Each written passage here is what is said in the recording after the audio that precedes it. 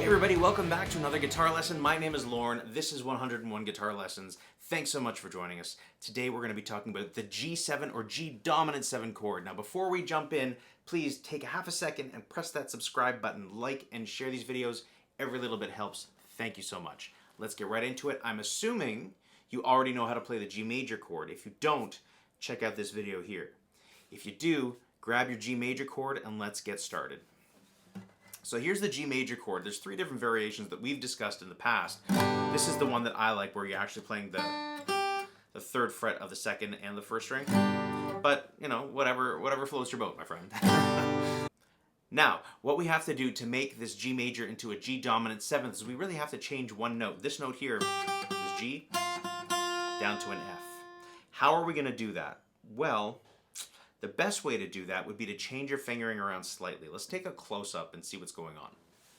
So here's your G major chord. At least this is the one that I like to play most often. So when I'm not playing this and I'm thinking about just sort of transforming it into the G7, we'll go to the basic G major where you're just playing that one note. And you're going to go ahead and play that. So how do we do that? Well, we're going to put our third and second finger here and play this note with your fourth finger, just for visualization's sake. Now, some people like to play G this way. I typically don't, but for visualization purposes, for this, it works. So here's our G major again. Same notes, just different fingering. And we're changing this note to that note, to the first string, first fret. So, major, dominant 7.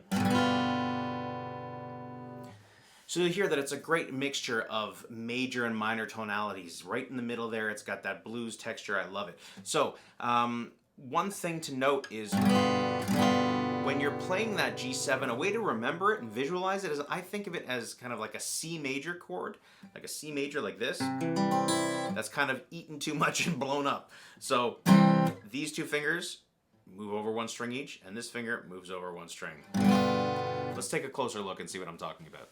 So here's our C major chord, and if you just move these two fingers over and then your first finger over, that's your G7 chord. So for whatever that's worth, that's how I like to visualize it. It just helps me remember it. And that's it. That's your G7 or G dominant 7 chord. If you have any questions, please leave them in the comment section down below. Take half a second and press that subscribe button, like and share these videos. Every little bit of support helps. Thank you so much for checking them out. And that's it. I'll see you guys on the next lesson. Take care.